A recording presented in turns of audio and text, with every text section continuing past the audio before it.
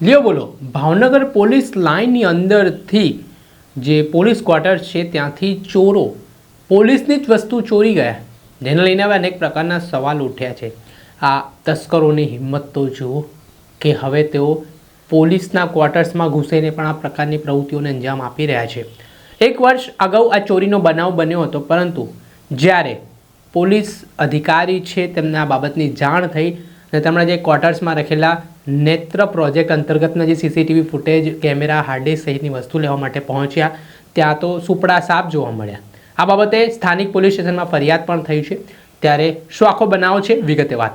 વૈષ્ણવજન તો તેને કહીએ જે પીડ પરાઈ જાનાને રે કરીએ।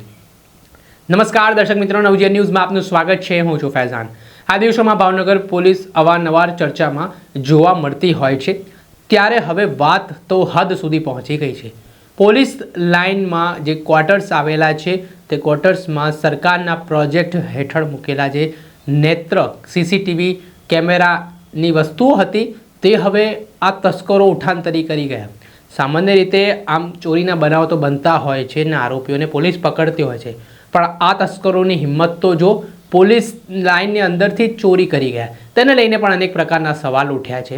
હવે બનાવ છે 11મા મહિનાની 1 તારીખના આસપાસનો 2025નો, જ્યાં નેત્ર પ્રોજેક્ટ હેઠળ ભાવનગર શહેરમાં સીસીટીવી લગાવવાની તજવીજ તંત્ર દ્વારા હાથ ધરવામાં આવી હતી, જેમાં લોકોના સહકાર અને ગુજરાત સરકારના નેત્ર પ્રોજેક્ટ અંતર્ગત આ ભાવનગર પોલીસે મુહિમ ચલાવી હતી। ત્યારે ફેઝ 1માં કેટલીક જગ્યાએ સીસીટીવી કેમેરા લગાડવામાં આવ્યા અને જે ફેઝ 2માં લગાડવાની વાત હતી ત્યારે જે વસ્તુઓ હતી સીસીટીવી તેમજ હાર્ડ ડિસ્ક સહિતની તમામ કિંમતી વસ્તુઓ છે તે ભાવનગરના વિદ્યાલય પોલીસ લાઇન જે આવેલી છે તે ક્વાર્ટર્સમાં મૂકવામાં આવી।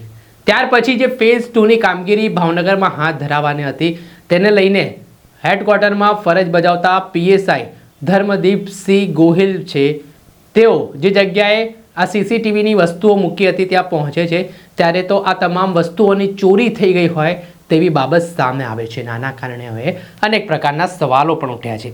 આ ઘટનામાં જે રીતે વાત કરીએ તો નેત્ર પ્રોજેક્ટ અંતર્ગત આજે એક પીટી જેટ કેમેરો, સર્વર એસોસરીઝ તેમજ બીએમ કંપનીના સર્વર, 2 હાર્ડ ડિસ્ક અંદાજિત 10 અને કુલ 1,75,000નો આ મુદ્દા માલ કહેવાઈ રહ્યો છે ને આ ફેઝ 2ની કામગીરીમાં આ માલ ઉપયોગ લેવાનો હતો ને આવી રીતે તસ્કરો દ્વારા જે ઉઠાંતરી કરવામાં આવી ને હવે 1 વર્ષ બાદ આ ઘટનાની જાણ પોલીસને થઈને હવે પોલીસે અજાણ્યા શખ્સો સામે ગુનો નોંધીને કાયદેસરની કાર્યવાહી હાથ ધરી હતી।